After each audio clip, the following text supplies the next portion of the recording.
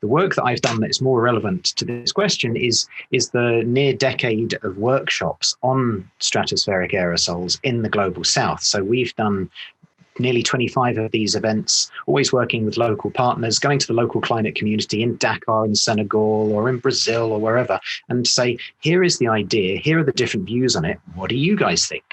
And that's been really eye-opening. For me, some of the biggest conclusions are that, obviously, in Senegal, there is a range of opinion from some people hate the idea upon hearing it. Some people think that it may be able to reduce climate risks in the future. Most people are in the muddled middle and recognize it has the potential to be helpful, the potential to be terrible. We don't know yet. And so wherever we've been, people said, we want to know more about this. How will this affect agriculture in Senegal?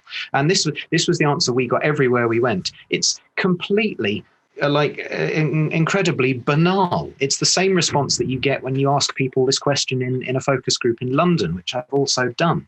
People, wherever you go around the world, want to understand more, and they want their local scientists and academics to have this knowledge and to be the ones informing local policymakers. And so that's why we set up the Decimals Research Fund in response to these years of engagement work that found that there was no one picture of this in the global south. If anything, there was a pragmatism that comes from already being on the front lines of climate change.